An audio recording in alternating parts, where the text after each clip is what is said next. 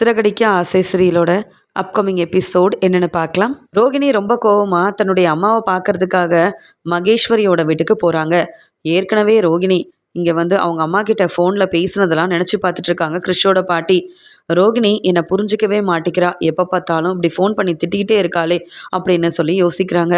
வித்யாவோட கல்யாணத்துக்கு நான் வந்து ரோகிணி பேச்சை கேட்காம அங்கே போனது என்னுடைய தப்பு தான். ஆனால் ரோகிணியை இப்படி எல்லாரும் முன்னாடியும் மாட்டி விடணுன்ற எண்ணம் எனக்கு இல்லவே இல்லையே. என் பொண்ணை பற்றி நானே யோசிப்பேனா, அதெல்லாம் ஏன் ரோகிணி புரிஞ்சிக்க மாட்டேங்கிறா அப்படின்னு யோசிக்கும் போது அங்கே வந்த மகேஸ்வரியும், அம்மா நீங்கள் சாப்பிடவே இல்லையே, நீங்கள் வாங்கம்மா நான் சாப்பாடெல்லாம் எடுத்து வைக்கிறேன் அப்படின்னு கூப்பிடுறாங்க. எனக்கு சாப்பாடெல்லாம் வேண்டாமான்னு சொல்கிறாங்க கிறிஷோட பாட்டி. உடனே இங்கே மகேஸ்வரியும், என்னாச்சுமா, ஏம்மா அமைதியாக இருக்கீங்க, சாப்பிடாம அழுதுகிட்டே இருக்கீங்கன்னு கேட்க, உன் ஃப்ரெண்டு ரோகிணி எனக்கு ஃபோன் பண்ணான்னு சொல்லும்போது, உங்கள் பொண்ணு ரோகிணி ஃபோன் பண்ணி என்ன சொன்னான்னு கேட்கும்போது, வேற ஒன்றும் இல்லை, நான் வித்யாவோட கல்யாணத்துக்கு வரவே கூடாதுன்னு ரோகிணி சொன்னால அப்படின்னு சொல்கிறாங்க. ஆமாம்மா, அதனால தான் நீங்கள் ஆசைப்பட்டீங்க, என்னால் உங்களை அங்கே கூப்பிட்டு போக முடியலன்னு நான் கூட நினச்சிட்டே இருந்தேன் அப்படின்னு சொல்கிறாங்க. ஆனாலும் யாருக்கும் தெரியாமல் அங்கே நான் வித்யாவோட கல்யாணத்தை பார்க்க கோயிலுக்கு வந்திருந்தேம்மா அப்படின்னு சொன்ன உடனே, என்னம்மா சொல்கிறீங்க, வித்யாவோட கல்யாணத்துக்கு நீங்கள் வந்தீங்களா? ஏற்கனவே இங்கே கிறிஷோட அப்பா சொந்தக்காரங்க ரோகிணியை பார்த்துட்டு எங்கே கல்யாணி இருக்க, என்ன ஏதுன்னு கேட்டுக்கிட்டே இருந்தாங்க. அவங்கள பார்த்த உடனே ரோகிணி ரொம்பவே பதட்டமாக இருந்தா. நீங்கள் வேற வந்தீங்களா அப்படின்னு கேட்குறாங்க மகேஸ்வரி. நான் வந்தது தான் பெரிய பிரச்சனை, ரோகிணிக்கு அதெல்லாம் தெரிஞ்சிருச்சு, ஃபோன் பண்ணி ரொம்பவே தேவையில்லாமல் திட்ட ஆரம்பிச்சிட்டா. இப்போ மறுபடியும் அதெல்லாம் நினச்சி பார்த்து தான் எனக்கு சாப்பிட கூட பிடிக்கல. நான் ரோகிணியோட வாழ்க்கையில் பிரச்சனை செய்யணும்னு நினைப்பேனாமா? எப்பயுமே ரோகிணியோட வாழ்க்கை ரொம்ப நல்லா இருக்கணும்னு தான் நான் ஆசைப்படுவேன். ஆனால் ரோகிணி எதை பற்றியும் யோசிக்காமல் என்னை புரிஞ்சிக்காம அந்த பேச்சு பேசிட்டு ஃபோனை வச்சுட்டா தெரியுமா அப்படின்னு சொல்லும்போது, இல்லைம்மா, ரோகிணியோட கல்யாணத்துக்கே ரோகிணி உங்களை வர வேண்டான்னு சொல்லிட்டால. ஏன்னா ரோகிணி தன்னுடைய வாழ்க்கையை நினச்சி ரொம்பவே பதட்டமாக இருக்கிறா, எப்போ பார்த்தாலும் பயந்துக்கிட்டே இருக்கா. ரோகிணியோட மாமியாரை பற்றி தெரியும்ல, அவங்களுக்கு ரோகிணியை பற்றின உண்மை தெரிஞ்சா அவங்க ரோகிணியை அந்த வீட்டில் தங்கவே விட மாட்டாங்க, உங்களுக்கு தெரியும்லம்மா. அதனால தான் ரோகிணி கோவமாக பேசியிருப்பா, நீங்கள் தப்பாக நினைக்க வேண்டாம். அதுக்காக சாப்பிடாம இருந்தால் எல்லாம் சரியாயிருமா? என்கிட்டயாவது நீங்கள் சொல்லியிருக்கணும். ஆனால் எனக்கே தெரியாமல் நீங்கள் அங்கே வந்திருக்கீங்கல்ல, அதான் ரோகிணி கோவமாக பேசியிருப்பாமா. நீங்கள் ரோகிணியை வந்து புரிஞ்சுக்கணும் அப்படின்னு சொல்லி பேசிகிட்டு இருக்காங்க மகேஸ்வரி.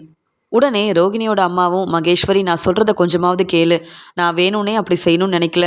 எனக்கும் கிறிஷுக்கும் ரோகிணி செஞ்ச உதவியை விட இங்கே வந்து வித்யா நிறைய உதவி செஞ்சுருக்காங்க. ஏன், கிறிஷை ஸ்கூல்லேருந்து கூப்பிட்டு வந்த உடனே எங்கே தங்க வைக்கிறதுன்னு தெரியாமல் இருந்தப்ப இங்கே வந்து வித்யா வீட்டில் தானே வந்து கிறிஷை தங்க வச்சா. அது மட்டும் இல்லை, இப்போ வரைக்கும் முத்துவும் மீனாவும் வித்யாவுக்கு உதவி செய்கிறாங்க. இந்த கல்யாணத்தை முன்னாடி நின்று நடத்தி வச்சுருக்குறாங்க. ஆனால் இங்கே வித்யா ரோகிணியை பற்றி எந்த உண்மையும் இங்கே வந்து மீனா கிட்டேயும் முத்துக்கிட்டேயும் சொல்லவே இல்லையே. அவ்வளோ உதவி செஞ்ச வித்யாவோட கல்யாணத்துக்கு போகாமல் இருந்தால் எப்படிம்மா? தேடி வந்து பத்திரிக்கையெல்லாம் கொடுத்துருக்காங்க. நான் போகலைன்னா வித்யாவோட மனசை இவ்வளோ வேதனைப்படும், அதுக்காக தான் நான் போனேன். அதெல்லாம் புரிஞ்சிக்காமல் ரோகிணி இப்படி செய்வான்னு நான் எதிர்பார்க்கவே இல்லை. ரோகிணியோட கல்யாணத்தை பார்க்க முடியலன்னு நானும் ரொம்பவே கஷ்டப்பட்டேன். ஆனால் என்ன செய்ய, நீங்கள் வரவே கூடாதுன்னு ரோகிணி சொன்னதுனால நான் போகல. ஆனால் நான் வரணும்னு வித்யா ஆசைப்பட்டால, அதான் அங்கே வந்தேன். இதில் என்னுடைய தப்பு என்ன இருக்குது? என் பொண்ணு என்னை புரிஞ்சிக்கல, ஆனால் தேவையில்லாமல் பேசிட்டா. இப்போ வரைக்கும் என் பேரன் கிறிஷுக்காக தான் நான் ரொம்ப பொறுமையாக இருக்கேன். இல்லைனா ரோகிணி கிறிஷோட அம்மாதான்ற உண்மையை நான் வந்து கண்டிப்பாக மீனா முத்துக்கிட்ட சொல்லியிருப்பேன்ல.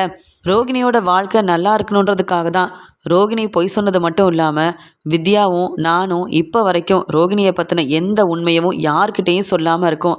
அதெல்லாம் புரிஞ்சிக்காம உங்களால் தான் எனக்கு கிடைச்ச வாழ்க்கை இப்போ வந்து பிரச்சனையாக போகுது அப்படின்னு ரோகிணி பேசிகிட்ருக்கா.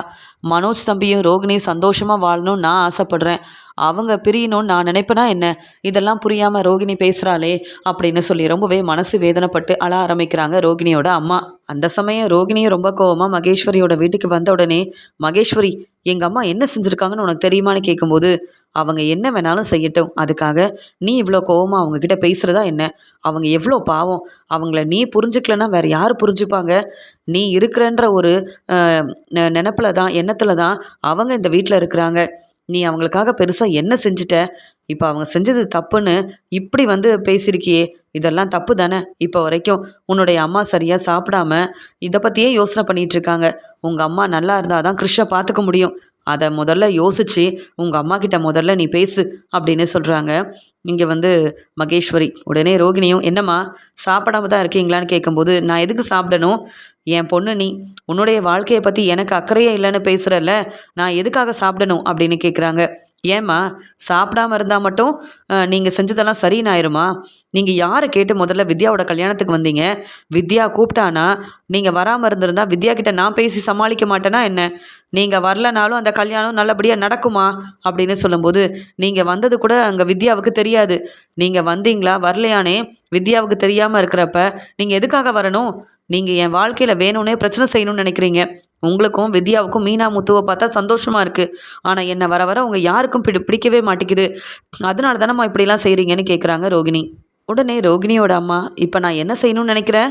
நான் அங்கே வந்தது தப்பு தான், அதுக்காக மன்னிப்பு கேட்கணும்னு நினைக்கிறியா? வேணும்னா உன்கிட்ட மன்னிப்பு கேட்கட்டுமா கல்யாணி அப்படின்னு கேட்குறாங்க. வேண்டாமா, இனியாவது என் பேச்சை கேட்டு இங்கே மகேஸ்வரி வீட்டில் இருக்கிறதா இருந்தால் இருங்க.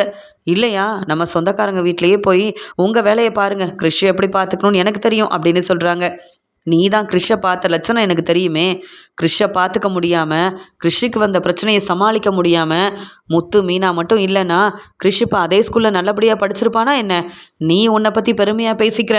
எனக்காகவும் கிறிஷுக்காகவும் நீ பெருசாக என்ன செஞ்சிட்ட? உன் ஃப்ரெண்டு வீட்டில் தானே தங்க வச்சிருக்க அப்படின்னு கேட்குறாங்க. அம்மா என்ன பேசுகிறீங்கம்மா அப்படின்னு கேட்கும்போது, நான் உண்மையை தான் பேசுகிறேன். நீ சொல்கிறது எல்லாமே பொய்யா தான் இருக்குது. உன் வேலையை மட்டும் பாரு. எங்கே போகணும், எங்கே வரணும், யார்கிட்ட பேசணும், முத்து மீனாவை அவமானப்படுத்துகிற மாதிரி பேசணும்னு நீ சொன்னதெல்லாம் இனி நான் செய்யவே மாட்டேன். புரியுதா? முத்து மீனா ரொம்ப நல்லவங்க. வித்யாவும் கண்டிப்பாக உன்னை பற்றின உண்மையை சொல்லாமல் இத்தனை நாள் நீ ஃப்ரெண்டுன்றதுக்காக பொறுமையாக இருந்தா. ஆனால் வித்யாவுக்கு இப்போ கல்யாணம் ஆயிடுச்சுல, அதனால் நீயும் வித்யாவை பார்க்க போகாமல் இருந்தால் அது உனக்கு நல்லது. என்னை பற்றி நீ பேசாத, என்ன செய்யணும்னு எனக்கு தெரியும் அப்படின்னு சொல்லிட்டு ரோகிணிக்கிட்ட பேச பிடிக்காம ரொம்பவே கோபமாக பேசிட்டு அங்கேருந்து கிளம்பிடுறாங்க. இங்கே வந்து கிறிஷோட பாட்டி, என்ன மகேஸ்வரி, எங்கள் அம்மா இப்படி நான் பேசுகிறத புரிஞ்சுக்காம இப்படி என்னை திட்டிகிட்டே இருக்காங்கன்னு சொல்லும்போது, நீ தான் உங்கள் அம்மாவை புரிஞ்சிக்க மாட்டேங்கிற. அவங்க ஏதோ ஆசைப்பட்டாங்க, கல்யாணத்துக்கு போயிட்டு வந்தாங்க, அப்படியே விட வேண்டியதானே? வித்யாவோட கல்யாணத்துக்கு வரணும்னு உங்கள் அம்மா ஆசைப்பட்டு என்கிட்டயே கேட்டாங்க. என்ன, உன் பேச்சை கேட்டுட்டு அவங்கள நாங்கள் கூப்பிட்டு வரல. எப்படியோ அவங்க அங்கே வந்துட்டாங்கல்ல, சந்தோஷமாக பேசுகிறத விட்டுட்டு இப்படி நீ பேசிகிட்டே இருந்தனா அப்புறம் எனக்கு கிறிஷையும் கவனிக்க விருப்பம் இல்லைன்னு உங்கள் அம்மா முடிவெடுத்து உங்கள் வீட்டில் உள்ள எல்லார்கிட்டேயும் வந்து உண்மையை சொன்னால் உன் நிலமை என்ன ஆகுறது? ரோகிணி வேறு யாரும் இல்லை, என் பேரன் கிறிஷோட அம்மா தானே இந்த உண்மையை மறைச்சி மனோஜை கல்யாணம் பண்ணிக்கிறதுக்காக ரோகிணி பொய் சொல்லியிருக்கான்னு சொல்லிட்டாங்கன்னு வையி, அவ்வளவுதான், பிரச்சனை உனக்கு தான் வரும். நீ தான் பொறுமையாக இருக்கணும். இப்படி எல்லாரையும் எதிர்த்து பேசுறது, திட்டுறது, அவமானப்படுத்துறதுன்னு நீ செய்கிற வேலையால் கண்டிப்பாக உனக்கு தான் பிரச்சனை வரும். பொறுமையா இரு ரோகிணி அப்படின்னு சொல்கிறாங்க. இல்லை, மீனாவும் முத்துவும் என் அம்மா வித்யாவோட கல்யாணத்துக்கு வந்திருக்காங்கன்னு பார்த்துட்டு அவங்க 2 பேரும் உண்மையை கண்டுபிடிக்கணும்னு பேசுகிறாங்க. கிறிஷோட பாட்டி கண்டிப்பாக முருகனோட சொந்தக்காரங்களாக தான் இருப்பாங்க, இல்லை வித்யாவோட சொந்தக்காரங்களாக இருப்பாங்களா அப்படின்னு யோசிக்க ஆரம்பிச்சிட்டாங்க. முருகன் மட்டும் அவங்க யாருன்னே தெரியாதுன்னு சொல்லிட்டாருன்னா கண்டிப்பாக இங்கே வந்து வித்யாவுக்கு உண்மை தெரிய வாய்ப்பு இருக்குன்னு மீனாவும் முத்துவும் வித்யா கிட்ட கேள்வி கேட்பாங்க. வித்யா இப்போ இருக்கிற நிலமையில என்னை பற்றின உண்மையை கண்டிப்பாக சொல்லிடுவா. அதனால தான் எங்கள் அம்மாவுக்கிட்ட இவ்வளோ கோபமாக பேச வேண்டியதாயிருச்சு. எங்கள் அம்மா அங்கே வராமல் இருந்திருந்தா முத்துவும் மீனாவும் இவ்வளோ யோசிக்க மாட்டாங்கல்ல. இதை நான் சொன்னால் எங்கள் அம்மா புரிஞ்சிக்கவே மாட்டேங்கிறாங்க மகேஸ்வரி. எனக்கு இதனால் பிரச்சனை வந்துடுமோன்னு ரொம்பவே பதட்டமாக இருக்குது தெரியுமா அப்படின்னு ரோகிணி மகேஸ்வரி கிட்ட பேசிகிட்டு இருக்காங்க. தன்னுடைய வேலையை முடிச்சுட்டு வீட்டுக்கு வந்த முத்து மீனா கிட்ட ரொம்ப சந்தோஷமாக பேசிகிட்டு இருக்கும்போது, மீனா, எனக்கு ஒரு யோசனை. வித்யாவுக்கும் முருகனுக்கும் நம்ம நினச்ச மாதிரியே கல்யாணம் நடந்துருச்சு. நாம தான் முன்னாடி நின்று இந்த கல்யாணத்தை செஞ்சு வச்சுருக்கோம். வித்யாவுக்கும் பெருசாக சொந்தக்காரங்கன்னு யாருமே இல்லை. அதனால் கல்யாணமான அவங்க 2 பேருக்கும் நம்ம வீட்டுக்கு கூப்பிட்டு அவங்களுக்கு வந்து விருந்தெல்லாம் சமைச்சு கொடுத்தா நல்லா இருக்கும்ல. அவங்க 2 பேருக்கும் வந்து புது துணியெல்லாம் எடுத்து கொடுத்து அவங்க வந்து இப்படிலாம் நம்ம செஞ்சால் சந்தோஷப்படுவாங்கல்ல. முருகன் என் தம்பி மாதிரி, எனக்கு அவ்வளோ மதிப்பு மரியாதை கொடுத்து இந்த கல்யாணத்தை நீங்கள் தான் நடத்தி வைக்கணும்னு அவ்வளோ உரிமையோடு என்னை கூப்பிட்டதுக்கப்புறமா முருகனுக்கு செய்ய வேண்டிய எல்லாத்தையும் நான் செய்யணும்னு ஆசைப்படுறேன் மீனா. நீ என்ன சொல்கிற? உன்னால் சமைச்சு கொடுக்க முடியுமா? இதை நம்ம செய்யலாமா அப்படின்னு கேட்குறாரு முத்து. உடனே மீனா ரொம்ப சந்தோஷமாக இதை பற்றி நானே பேசணும்னு நினச்சேன். ஆனால் முதல்ல என்கிட்ட இதை கேட்குறத விட்டுட்டு உங்கள் அம்மா விஜயா கிட்ட தானே கேட்கணும். உங்கள் அம்மா சொன்னால் தானே நான் சமைக்க முடியும், இந்த விருந்து ஏற்பாடெல்லாம் செய்ய முடியும். விஜயாத்தை மட்டும் வேண்டான்னு சொல்லிட்டாங்கன்னா அப்புறம் கண்டிப்பாக அவங்க 2 பேரையும் நம்ம வீட்டுக்கு கூப்பிடவும் முடியாது, விருந்து ஏற்பாடை செய்யவும் முடியாது அப்படின்னு சொல்லும்போது, ஏன் நான் இதுக்கு எங்கள் அம்மா கிட்ட கேட்கணும்? எங்கள் அப்பா கிட்ட கேட்டால் கண்டிப்பாக சரின்னு தான் சொல்லுவாங்க. அது மட்டும் இல்லை, முருகன் வந்து எனக்கு எவ்வளவோ உதவி செஞ்சுருக்கான். அதே மாதிரி எனக்கு ஒரு நல்ல தம்பியாகவும் இருந்திருக்கும்போது முருகனுக்கு இதெல்லாம் நான் செய்யாமல் வேறு யார் செய்வாங்க? எனக்கு இப்படி செய்யணும்னு ஆசையாக இருக்குது, நான் அப்பா கிட்டேயே பேசிக்கிறேன் அப்படின்னு சொல்கிறாரு முத்து. உடனே அண்ணாமலை அங்கே பரசுக்கிட்ட பேசிக்கிட்டே ஃபோனில் பேசிக்கிட்டே வராரு. உடனே அப்பா உங்ககிட்ட பேசணும்னு சொல்லும்போது கொஞ்சம் இரு முத்து, நான் பேசிட்டு வந்துடுறேன்னு சொல்லிட்டு போக, உடனே என்ன முத்து, இப்போ தான் பரசுக்கிட்ட பேசிட்டு வரேன். ஆமாம், என்ன என்கிட்ட பேசணும்னு சொன்னியேன்னு கேட்கும்போது, அப்பா நாங்கள் தான் இங்கே வந்து முருகன் வித்யாவோட கல்யாணத்தை நடத்தி வச்சோம். அது மட்டும் இல்லாமல் முதல் பத்திரிக்கையை கோயிலில் வச்சு எங்களுக்கு தான்ப்பா கொடுத்தாங்க. முருகன் வந்து எனக்கு தம்பி மாதிரிப்பா.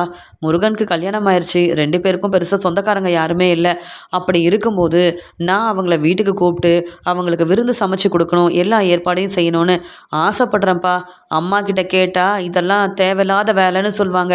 வேண்டவே வேண்டாம், நம்ம வீட்டில் யாருக்கும் நீ விருந்து கொடுக்க வேண்டாம் அப்படின்னு தேவையில்லாமல் பேசி பிரச்சனை செய்வாங்க. அதான்ப்பா உங்ககிட்ட கேட்கலாமேன்னு வந்தேன். நீங்கள் என்ன சொல்கிறீங்கப்பான்னு கேட்க, நீ என்ன செஞ்சாலும் சரியாக தான் இருக்கும் முத்து. இது உங்களுடைய முடிவு. இந்த வீட்டில் நீங்கள் என்ன வேணாலும் செய்யலாம். அப்படி இருக்கும்போது என்கிட்டயோ விஜயா கிட்டேயோ இதை பற்றி பேசணும் கேட்கணுன்ற அவசியமே இல்லையே அப்படின்னு சொல்லிட்டு இருக்காரு அண்ணாமலை. இருந்தாலும் நீங்கள் சொன்னால் எனக்கு சந்தோஷமாக இருக்கும்லப்பா. தேவையில்லாமல் அம்மா எதிர்த்து பேசுவாங்க. அம்மா வந்து தேவையில்லாமல் பேசி பிரச்சனை செஞ்சிடக்கூடாதுல்ல. ஏன்னா முருகனும் வித்யாவும் இந்த வீட்டுக்கு வரும்போது அம்மா பேசாமல் இருந்தால் தான் நல்லது. இல்லைனா நாங்கள் அவங்கள விருந்துக்கு கூப்பிட்டு அம்மா ஏதாவது பேசி அவங்க மனசு வேதனைப்படக்கூடாதுல்ல. அதான்ப்பா, நீங்கள் தான் அம்மா கிட்ட இதை பற்றி பேசணும்னு சொல்லும்போது விஜயா இதை பற்றி கேள்வி கேட்கவே மாட்டா. விஜயா பேசுகிறதுக்கு என்ன இருக்குது? நீங்கள் எடுத்த முடிவு, நீங்கள் ஆசைப்பட்டு இப்படி செய்யணும்னு நினைக்கிறீங்க. கண்டிப்பாக அவங்க 2 பேரையும் கூப்பிட்டு நீங்கள் விருந்து ஏற்பாடெல்லாம் செய்யுங்க. நான் விஜயா கிட்ட பேசிக்கிறேன்னு சொல்லிடுறாரு அண்ணாமலை. இதை கேட்ட முத்து ரொம்ப சந்தோஷப்படுறாரு. உடனே மீனாவும் மாமா நான் கூட அத்தைக்கிட்ட இதை பற்றி எப்படி பேசுகிறதுன்னு நினச்சேன். நல்ல வேலை மாமா, நீங்களே இப்படி ஒரு முடிவு எடுத்துட்டீங்க. எனக்கு ரொம்ப சந்தோஷமாக இருக்குது அப்படின்னு சொல்லிட்டு, அப்போ உடனே நான் எல்லா ஏற்பாடையும் செய்கிறேன். நாளைக்கே அவங்கள நம்ம வீட்டுக்கு வர சொல்லுங்கங்க அப்படின்னு மீனா சொல்லிட்டு போகிறாங்க. இதை பார்த்துட்டு முத்து ரொம்ப சந்தோஷப்படுறாரு. கார் செட்டுக்கு போன முத்து தன்னுடைய ஃப்ரெண்டுங்க கிட்ட பேசிகிட்டு இருக்கும்போது முருகனுக்கு ஃபோன் பண்ணுறாரு. ஆமாம் முருகன், எங்கே இருக்க அப்படின்னு கேட்கும்போது, அண்ணே நான் இப்போ தானே வேலையெல்லாம் முடிச்சுட்டு வீட்டுக்கு வந்துட்டுருக்கேனே அப்படின்னு சொல்ல, நாளைக்கு வித்யாவை கூப்பிட்டுட்டு என் வீட்டுக்கு விருந்துக்கு வரணும் அப்படின்னு சொல்லும்போது, அண்ணே எதுக்குண்ணே, எவ்வளவோ உதவி செஞ்சுருக்கீங்க. உங்களால் தான் நாங்கள் அங்கே வீடு வாங்கணும்னு நினச்சி அந்த பணத்தை கொடுத்து ஏமாந்து போகாமல் அந்த பணம் இப்போ எங்ககிட்ட இருக்குது. நீங்கள் எவ்வளவோ உதவி செஞ்சுருக்கீங்க. உங்களால் தான் எங்களுக்கு கல்யாணமும் நல்லபடியாக நடந்தது. இப்போ எதுக்குன்னா இந்த விருந்து ஏற்பாடெல்லாம் அதெல்லாம் வேண்டானே. நான் சொல்லலைனாலும் வித்யாவும் இப்படி தான் சொல்வாங்க அப்படின்னு சொல்கிறாரு இங்கே வந்து முருகன். உடனே முத்து, நீ என் தம்பி தானே, என் பேச்சை கேட்பல்ல. அப்போ வித்யா கிட்ட சொல்லி நாளைக்கு என் வீட்டுக்கு 2 பேரும் வந்தே ஆகணும். வேணும்னா வீட்டுக்கு வந்து நானும் மீனாவும் கூப்பிட்டுட்டுமா அப்படின்னு கேட்கும்போது, அண்ணே நீங்கள் ஏன் நான் கஷ்டப்படணும்னு சொல்ல, நான் மீனாவை கூப்பிட்டு வந்தால் எனக்கு என்ன கஷ்டம். மீனாவும் நீங்கள் 2 பேரும் வீட்டுக்கு வரணும், உங்களுக்காக விருந்து சமைச்சு கொடுக்கணும்னு அவ்வளோ ஆசைப்படுறா. நாங்கள் ஆசைப்பட்டா நீங்கள் வரமாட்டீங்களா அப்படின்னு கேட்கும்போது, இல்லைண்ணே உங்கள் வீட்டில் எல்லாரும் இருப்பாங்க, அவங்க எதுவும் சொல்ல மாட்டாங்கல்ல அப்படின்னு கேட்கும்போது, என் அப்பாவாக இருக்கட்டும் மற்றவங்க எல்லாருமே எங்களுடைய விஷயத்தில் தலையிட மாட்டாங்க. நீங்கள் எங்கள் மேலே ரொம்ப நம்பிக்கை வச்சுருக்கீங்க, மதிப்பு மரியாதை வச்சுருக்கீங்க. அதே மாதிரி உங்களுக்கு விருந்து சமைச்சு கொடுக்கணும்னு நாங்கள் ஆசைப்படுறோம். இதில் மற்றவங்க எப்படி தலையிடுவாங்க, மற்றவங்க எப்படி கேள்வி கேட்பாங்க? எந்த பிரச்சனையும் இல்லை. நீ எப்பயும் போல் நீ வந்து என் வீட்டுக்கு வந்தாலே போதும். நாங்கள் உங்களுக்கு என்னென்ன செய்யணும்னு ஆசைப்படுறோமோ நல்லா சமைச்சு கொடுத்து நீங்கள் வந்து நல்லபடியாக சாப்பிட்டா அதை பார்த்து நாங்கள் சந்தோஷப்படுவோம், அவ்வளவுதான் அப்படின்னு சொல்லும்போது, அண்ணே நான் கண்டிப்பாக வரேனே.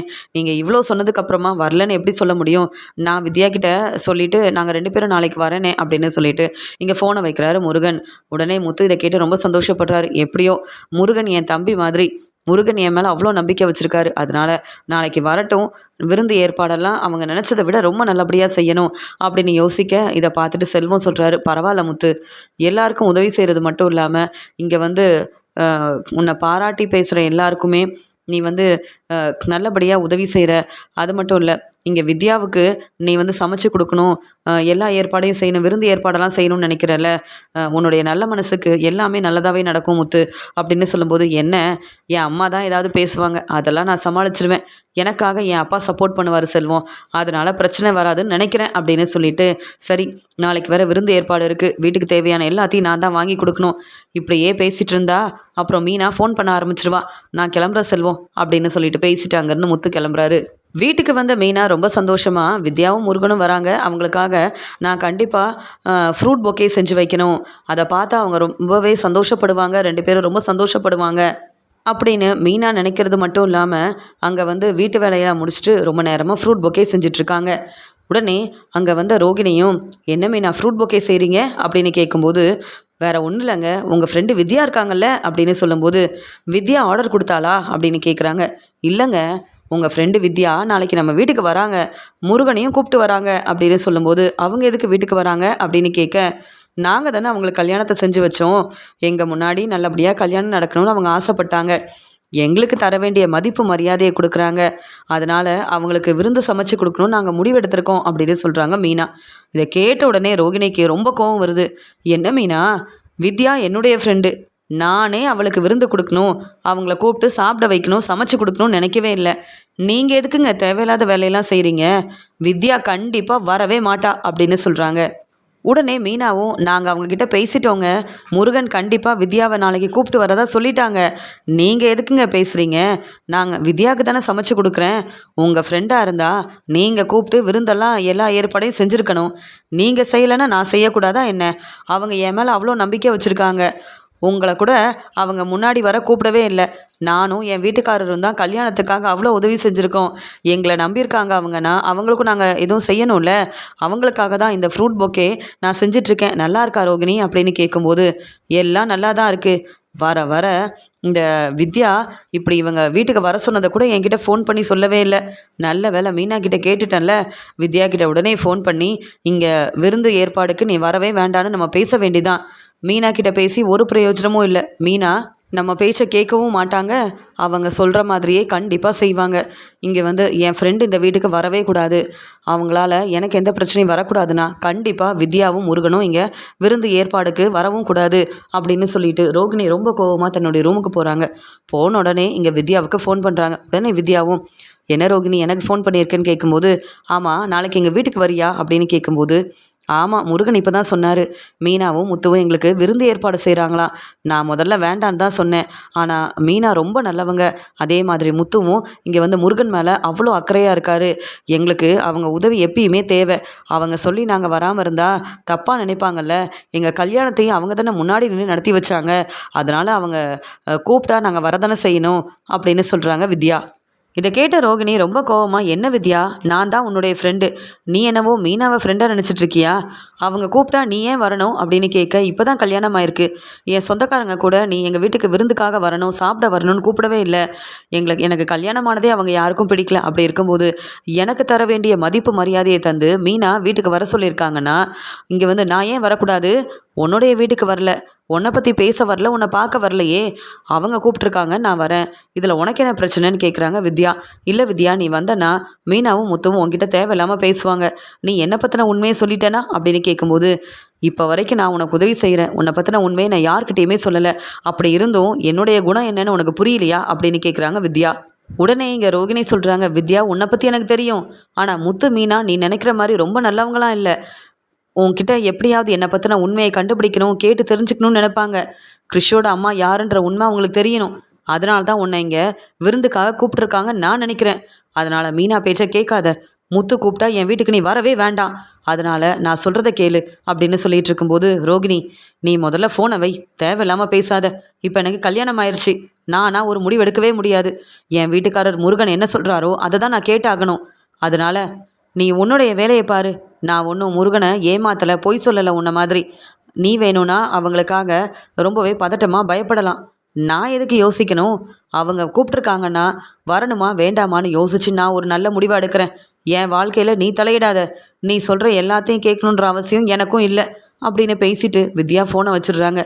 உடனே ரோகிணி யோசிக்கிறாங்க, எனக்கு தெரியும் வர வர வித்யா என்ன ஃப்ரெண்டாக நினைக்கல, மீனா முத்து சொல்கிறத மட்டுமே வித்யா கேட்டுட்டு இருந்தா கண்டிப்பாக என்னை பற்றின உண்மையை இங்கே வித்யா சொல்லிட்டா என்ன செய்கிறது, ஒவ்வொரு பிரச்சனையாக எனக்கு மட்டும் இப்படி வந்துக்கிட்டே இருக்கிறதுனால எப்படி சமாளிக்கணும்னு தெரியல, நான் சொன்னால் வித்யா என் பேச்சை கேட்பான்னு நினச்சேன், ஆனால் வித்யா இப்போ ரொம்ப மாறிட்டா, கல்யாணம் வேற ஆயிடுச்சா, இங்கே முருகன் என்ன சொல்கிறாரோ அதை தான் கேட்பேன்னு வேற இப்படி எதிர்த்து பேசுகிறாளே, என்ன செய்கிறதுன்னு தெரியல, அப்போ நம்ம இதை பற்றி விஜயாத்தக்கிட்ட மட்டும்தான் சொல்ல முடியும், விஜயாத்தையால் தான் இங்கே வித்யா வரவிடாமல் செய்ய முடியும் அப்படின்னு சொல்லிட்டு ரோகிணி யோசிக்கிறாங்க.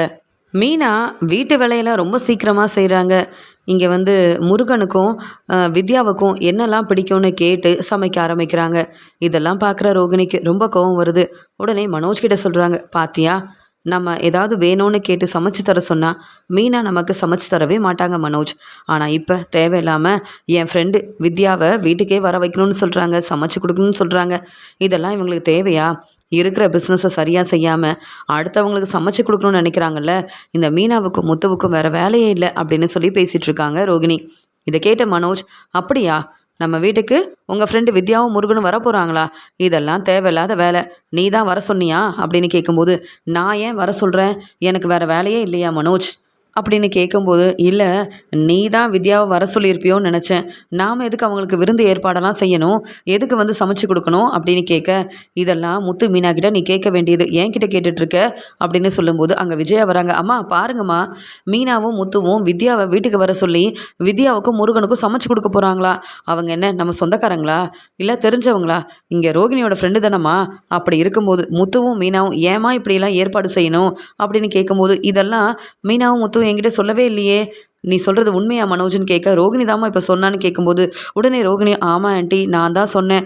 மீனா நேற்றே இதை பற்றி என்கிட்ட சொன்னாங்க. வித்யாவெல்லாம் வீட்டுக்கு வர வைக்காதீங்க, வித்யா என்னுடைய ஃப்ரெண்டு தான்.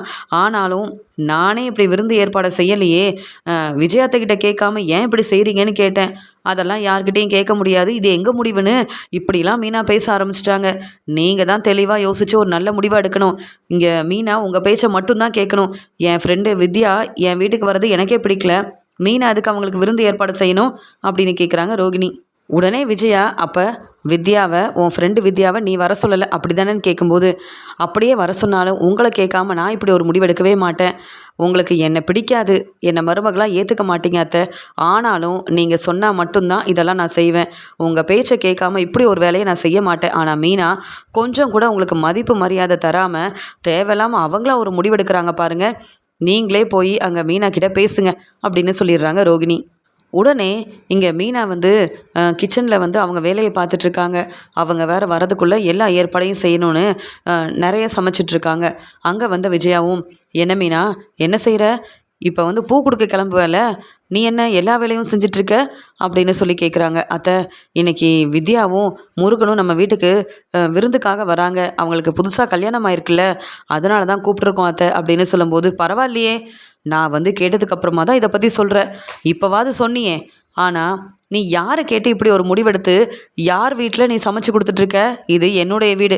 நீ எது செய்கிறதா இருந்தாலும் முதல்ல என்கிட்ட தானே கேட்கணும். நீ ஏன் ஒரு முடிவெடுக்கிறேன்னா அப்புறம் நான் இந்த வீட்டு மாமியாருன்ற எண்ணம் உனக்கு இல்லைன்னு தானே அர்த்தம் அப்படின்னு சொல்லும்போது, அத்தை, நான் ஒன்றும் முடிவெடுக்கல. உங்கள் பையன் முத்துக்கிட்ட இந்த கேள்வியை கேளுங்க. அதை விட்டுட்டு தேவையில்லாமல் என்கிட்ட ஏன் பிரச்சனை செய்கிறீங்கன்னு கேட்கும்போது, முத்து என்னை புரிஞ்சிக்க மாட்டான், என்கிட்ட பேசவே மாட்டான். அவன் இதை பற்றி சொல்ல வேண்டாம். நீ தான் இந்த வீட்டு பொறுப்பான மருமகளாச்சே. அப்படி தானே உன் மாமனார் உன்னை பாராட்டி பேசுவாங்க. அப்போ நீ இதை பற்றி சொல்லியிருக்கணுமா வேண்டாமா? அப்படி இருக்கும்போது நீ என் பேச்சை கேட்காம என்கிட்ட கேட்காம இப்படி ஒரு வேலையை செய்யக்கூடாது. இப்போவும் ஒன்றும் இல்லை, வித்யாவுக்கு ஃபோன் பண்ணி இங்கே எங்கள் வீட்டில் விருந்து ஏற்பாடெல்லாம் செய்ய வேண்டான்னு என் மாமியார் சொல்லிட்டாங்க, நீ வரவே வேண்டான்னு சொல்லிடு. நீங்கள் என்ன முடிவெடுக்கிறது அதை கேட்டுட்டு நான் அமைதியாக இருக்கிறது? என் வீட்டில் என்ன செய்யணும்னு நான் தான் முடிவெடுக்கணும், புரியுதா அப்படின்னு சொல்கிறாங்க விஜயா. வித்யாவும் முருகனும் நம்ம வீட்டுக்கு வரவும் வேண்டாம், நீ விருந்து சமைச்சு கொடுக்கவும் வேண்டாம். இப்போவே ஃபோன் பண்ணி வர வேண்டான்னு சொன்னால் உனக்கு நல்லது, இல்லை வந்தவங்கக்கிட்ட நான் பேச வேண்டியதாக இருக்கும்னு சொல்கிறாங்க விஜயா. அத்தை, தேவையில்லாமல் பிரச்சனை செய்யாதீங்க. உங்கள் பையன் முத்துக்கிட்ட ஏற்கனவே நான் சொன்னேன், உங்கள் அம்மா கிட்ட கேட்டுட்டு இப்படி ஒரு ஏற்பாடு செய்யலான்னு. அதெல்லாம் தேவையில்லைன்னு இங்கே நாங்கள் தான் மாமா கிட்ட பேசிட்டோமே, அப்புறம் என்னத்தை? ஏற்கனவே அவங்க வர வேண்டான்னு தான் சொல்லிட்டு இருந்தாங்க. நாங்கள் வரவே இல்லைன்னு சொன்னாங்க. அவங்கக்கிட்ட பேசி புரிய வச்சு வர சொல்லியிருக்கோம். இப்போ வர வேண்டான்னு சொன்னால் நம்ம வீட்டில் உள்ளவங்களை பற்றி என்ன நினைப்பாங்க அத்தை? அதனால் கொஞ்சம் யோசித்து பேசுங்க அத்தை அப்படின்னு சொல்லிட்டு இருக்கும்போதே முத்து வராரு. மீனா, இங்கே வந்து வித்யாவும் முருகனும் வந்துட்டாங்க மீனா, சீக்கிரமாக வா மீனா அப்படின்னு கூப்பிட்ட உடனே, வந்துட்டாங்கல்ல, நான் பேசிக்கிறேன்னு சொல்கிறாங்க விஜயா. உடனே மீனா சொல்கிறாங்க, அத்தை, உங்களை கேட்காம இப்படி ஒரு முடிவை நாங்கள் எடுத்துருக்கக்கூடாது, எங்கள் மேலே தப்பு இருக்குது. ஆனாலும் விருந்து ஏற்பாடெல்லாம் நாங்கள் செஞ்சிட்டோம். அவங்களும் நம்ம வீட்டுக்கு வந்துட்டாங்க. வந்தவங்கக்கிட்ட தேவையில்லாமல் பேச வேண்டாம் அத்தை. உங்களுக்கு பிடிக்கலனா நீங்கள் உங்கள் ரூம்லேயே இருங்க. சாப்பாடெல்லாம் நான் அங்கே கொண்டு வரேன். இல்லையா பார்வதி அத்தை வீட்டுக்கு போங்க. வந்தவங்கக்கிட்ட பிரச்சனை பண்ணாதீங்க அத்தை, அதெல்லாம் தப்பு அப்படின்னு சொல்கிறாங்க. நீ எனக்கு சொல்லி கொடுக்குறியா நான் என்ன செய்யணும்னு? நீ முதல்ல என்கிட்ட பேச உனக்கு தகுதி இருக்கா? இல்லைல்ல அப்படின்னு சொல்லும்போது, போதும் அத்தை, என்கிட்ட பேசுகிறீங்களா, உங்கள் பையன் முத்துக்கிட்ட பேசுங்க பார்ப்போம் அப்படின்னு சொல்லிட்டு, இன்றைக்கி இந்த விருந்து ஏற்பாடெல்லாம் நல்லபடியாக நடக்க தான் போகுது. உங்களால் என்ன செய்ய முடியும் அப்படின்னு கேட்குறாங்க மீனா. என்னையே எதிர்த்து பேசுறியான்னு கேட்க, ஆமாத்த, இவ்வளோ நேரம் பொறுமையாக தானே பேசினேன். ஆனால் நீங்கள் என்னை புரிஞ்சுக்கலனா வேற இப்படி தான் பேச முடியும். பார்த்துக்கலாம் அத்தை, உங்களால் என்ன முடியுமோ செய்யுங்க, நானும் என்ன முடியுமோ செய்கிறேன் அப்படின்னு. வாங்க வித்யா அப்படின்னு சொல்லிட்டு வித்யா வந்து வீட்டுக்கு வந்த உடனே உள்ளே கூப்பிட்டு உட்கார வைக்கிறாங்க, நல்லா உபசரிக்கிறாங்க மீனா.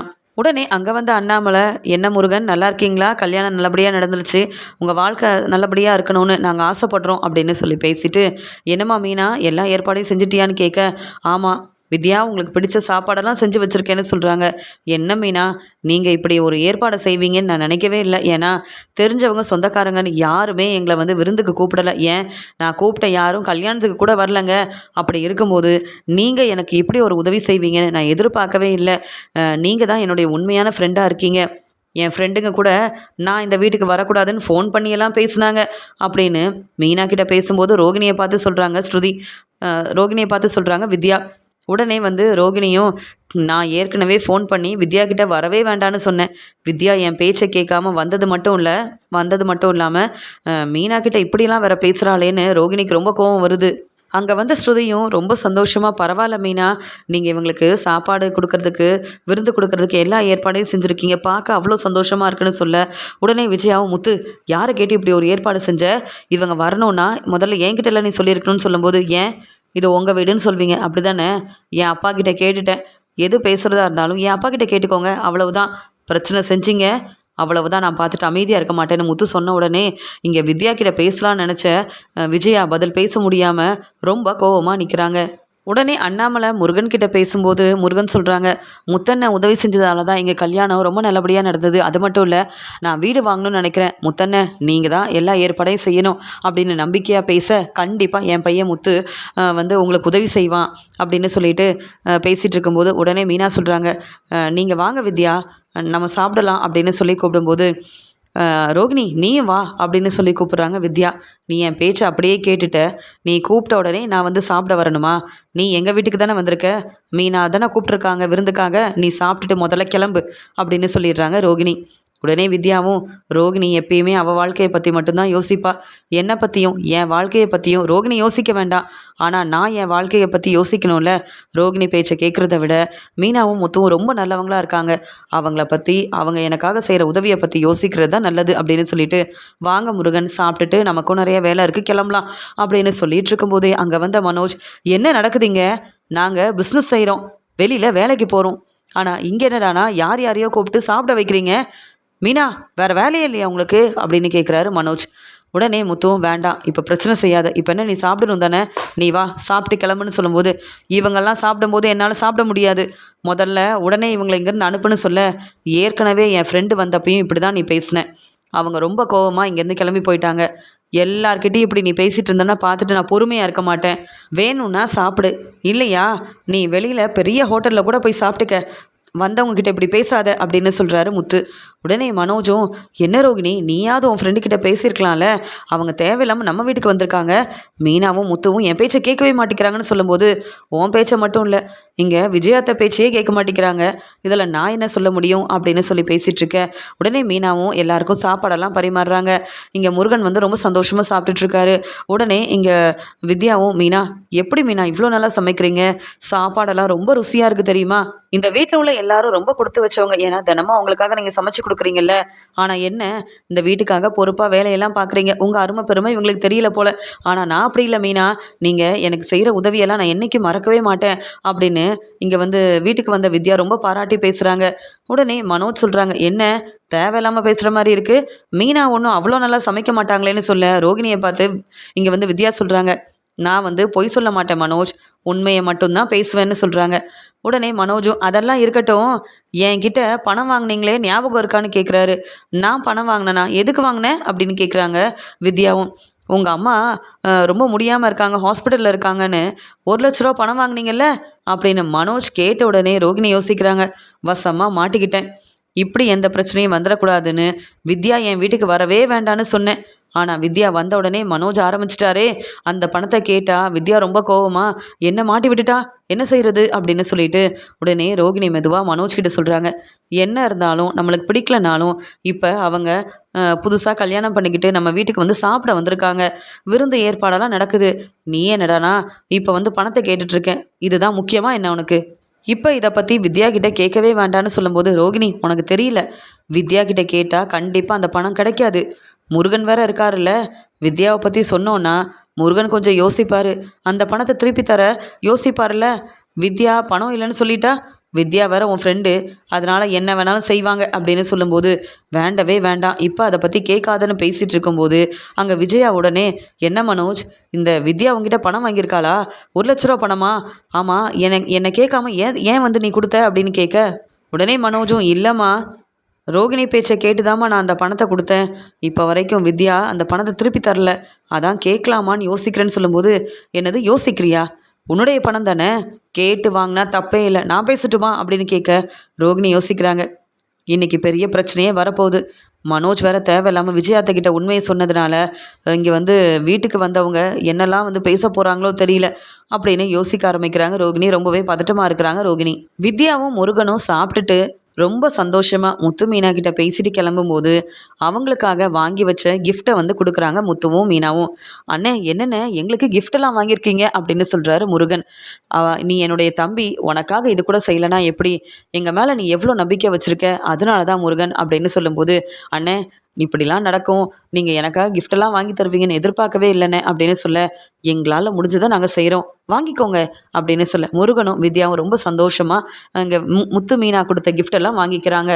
அண்ணே ரொம்ப சந்தோஷமாக இருக்குண்ணே, நாங்கள் கிளம்புறோண்ணே, ரொம்ப நல்லா இருந்தது சிஸ்டர், உங்கள் சாப்பாடு ரொம்ப அருமையாக இருந்தது அப்படின்னு பேசிகிட்டு இருக்கும்போது அங்கே வந்து விஜயா சொல்கிறாங்க, சாப்பாடெல்லாம் நல்லா இருந்ததா, சாப்பிட்டீங்களா, அதான் உங்களுக்கு கிஃப்டெல்லாம் வாங்கி கொடுத்துருக்காங்களே, கிளம்புறதுக்கு முன்னாடி ஒரு முக்கியமான விஷயத்த நான் பேசியே ஆகணும் அப்படின்னு வித்யா கிட்ட சொல்ல, உடனே விஜயா அப்படி சொன்னதை கேட்டுட்டு என்ன அப்படின்னு கேட்குறாங்க. என் பையன்கிட்ட வாங்கின பணத்தை எப்போ தருவீங்கன்னு கேட்க, உடனே முருகன், என்ன வித்யா யார்கிட்ட பணம் வாங்கியிருக்கீங்க, நீங்கள் கடன் வாங்கியிருக்கீங்களா, இதை பற்றி சொல்லவே இல்லையேன்னு சொல்லும்போது, இல்லை முருகன், நான் உங்ககிட்ட உண்மையை மட்டும்தான் பேசியிருக்கேன், நான் உங்ககிட்ட இந்த உண்மையை மறைக்கவே இல்லை, ஏன்னா நான் யார்கிட்டையும் கடன் வாங்கவே இல்லை அப்படின்னு சொல்லும்போது, பொய் சொல்லாத வித்யா, நீ வீட்டுக்கு வந்திருக்க, இவ்வளோ நேரம் பேசக்கூடாதுன்னு நினச்சேன், இருந்தாலும் மனோஜோட பணத்தை வாங்கிட்டு ஏமாத்தலான்னு பார்க்குறியான்னு கேட்குறாங்க.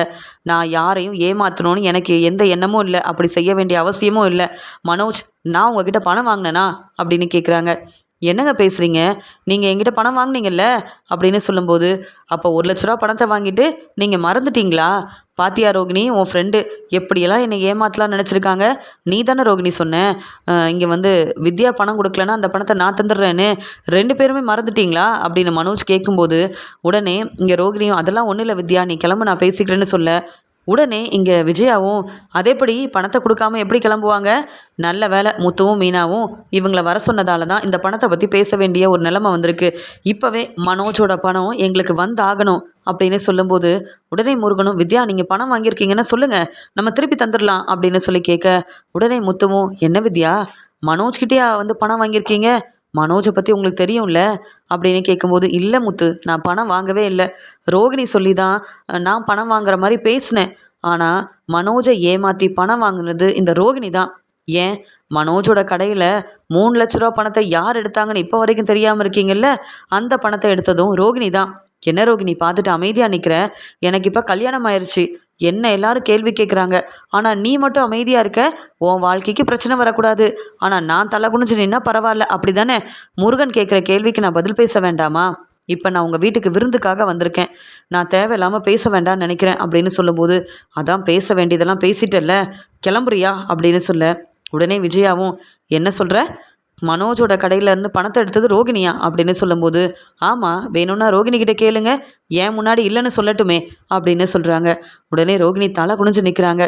அப்போ ஏற்கனவே 1,00,000 பணத்தை இங்கே வந்து என் ஃப்ரெண்டுக்காக தான் வாங்கி தரேன்னு சொல்லி என்னை ஏமாற்றி அந்த பணத்தை நீ தான் வாங்கினியா ரோகிணி அப்படின்னு கேட்கும்போது, உடனே வித்யா சொல்கிறாங்க, முருகன் என் மேலே எந்த தப்பும் இல்லை, என் ஃப்ரெண்டு ரோகிணி அவள் வாழ்க்கைக்காக ஏதோ பண தேவை இருக்குன்னு அந்த பணத்தை வந்து மனோஜை ஏமாற்றி வாங்குறதுக்கு நானும் உதவி செஞ்சேன், மற்றபடி அந்த பணத்தை நான் வாங்கவும் இல்லை, அந்த பணத்தை நான் பயன்படுத்தவும் இல்லை. ரோகிணி அந்த பணத்தை எதுக்காக ஏமாற்றி வாங்கினேன் நான் சொல்லட்டுமான்னு கேட்க, வேண்டவே வேண்டாம் அப்படின்னு சொல்கிறாங்க. எந்த காரணத்துக்காக மனோஜோட கடையிலேருந்து 3 லட்ச ரூபா பணத்தை நீ எடுத்தேன்னு எனக்கு தெரியும். அந்த உண்மையெல்லாம் நான் இப்போ சொல்லட்டுமான்னு கேட்ட உடனே ரோகிணி, வேண்டவே வேண்டாம், நீ அப்படி சொன்னேன்னா நான் வசமாக மாட்டிப்பேன். வேண்டாம் வித்யா, நீ உன் வேலை முடிஞ்சிருச்சு, நீ கிளம்பு. இவங்க இனி கேள்வி கேட்டால் நான் சமாளிச்சுக்கிறேன் அப்படின்னு சொல்கிறாங்க. ரோகிணி உடனே அழ ஆரம்பிக்கிறாங்க.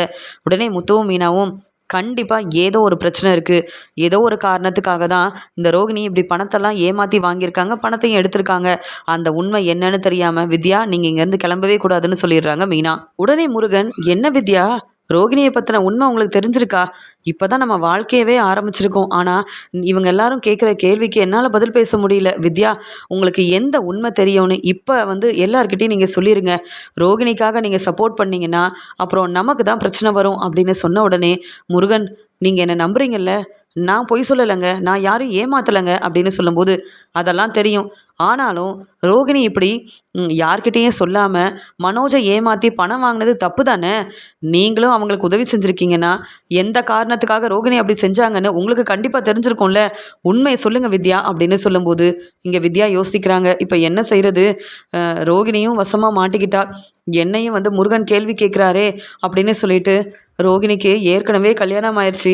ரோகிணியோட பையன்தான் கிறிஷை படிக்க வைக்கிறதுக்காக தான் அங்கே ஸ்கூலில் சேர்க்கறதுக்கு பணம் இல்லைன்னு ஏற்கனவே 1 லட்ச ரூபா பணத்தையும் மனோஜை ஏமாற்றி ரோகிணி வாங்கினா. மறுபடியும் இங்கே இப்போ வேறு ஸ்கூலில் சேர்க்கறதுக்காக பணம் இல்லைன்னு மனோஜோட கடையிலேருந்து 3 லட்ச ரூபா பணத்தை ரோகிணி எடுத்துட்டா. இதெல்லாம் எனக்கு தெரியும் அப்படின்னு சொல்கிறாங்க. அப்போ ரோகிணிக்கு ஏற்கனவே கல்யாணம் ஆயிடுச்சா அப்படின்னு வீட்டில் உள்ள எல்லாரும் பேரதிர்ச்சியோடு பார்க்க ரோகிணி தலை குனிஞ்சு நிற்கிறாங்க. இங்கே விருந்துக்காக வந்த வித்யா என்னை இப்படி வசமாக மாட்டி விடுவான்னு எதிர்பார்க்கவே இல்லை. மனோஜ் தேவையில்லாமல் அந்த பணத்தை கேட்டதுனால இங்கே முருகனும் வித்யாவும் வீட்டுக்கு வந்தவங்க என்னை பற்றின உண்மையை சொல்லிட்டாங்களேன்னு தலை குனிஞ்சு நிற்கிறாங்க ரோகிணி. உடனே இங்கே முத்துவும், அதானே பார்த்தேன், இங்கே ரோகிணியும் வித்யாவும் ஃப்ரெண்டாக இருந்தாங்க, ஆனால் இப்போ வித்யா பெருசாக ரோகிணிக்கிட்ட பேசுகிறதே இல்லை. அப்போ ரோகிணியை பற்றின உண்மை உங்களுக்கு ஏற்கனவே தெரியுமா வித்யான்னு கேட்கும்போது, முத்து என்னை மன்னிச்சிடுங்க, அதான் எனக்கு தெரிஞ்ச உண்மையை நான் சொல்லிட்டேன்ல அப்படின்னு சொல்லிட்டு மன்னிப்பு கேட்குறாங்க. இத்தனை நாள் ரோகிணிக்காக எனக்கு எந்த உண்மையும் தெரியாதுன்னு நான் போய் சொன்னேன். ஆனால் எனக்குன்னு இப்போ ஒரு வாழ்க்கை இருக்குது, எனக்குன்னு இப்போ கல்யாணமும் ஆயிடுச்சு. இனியும் நான் இந்த உண்மையை மறைச்சா இங்கே முருகன் அப்புறம் என்னை நம்பவே மாட்டார். அதனால தான் இந்த உண்மையை நான் சொல்ல வேண்டியதாகிடுச்சின்னு சொல்லிட்டு ரோகிணியை பற்றின உண்மை எல்லாத்தையும் வித்யா எல்லாரும் முன்னாடியே சொல்லிடுறாங்க. அதனால் விஜயா, அப்போ உன் ஃப்ரெண்டு சொல்கிறது எல்லாமே உண்மைதானா அப்படின்னு கேட்டு ரோகிணியை பலார்னு வெளுத்து வாங்குறாங்க.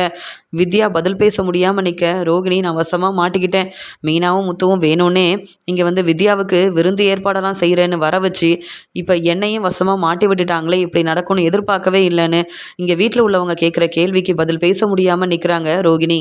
வீட்டுக்கு விருந்துக்காக வந்த வித்யா மூலமாக ரோகிணியை பற்றின உண்மை தெரிஞ்சதால் அண்ணாமலை வீட்டில் உள்ள எல்லாரும் ரோகிணி மேலே கோவமாக இருக்காங்க. முத்துவும் மீனாவும் ரோகிணியை வெளுத்து வாங்குறாங்க. விஜயா, அண்ணாமலை, மனோஜ்னு எல்லார்கிட்டேயும் மன்னிப்பு கேட்குறாங்க ரோகிணியை பற்றின உண்மை தெரிஞ்சதால் ரோகிணி மேலே ரொம்பவே கோவமாக இருக்காங்க முத்துவும் மீனாவும்.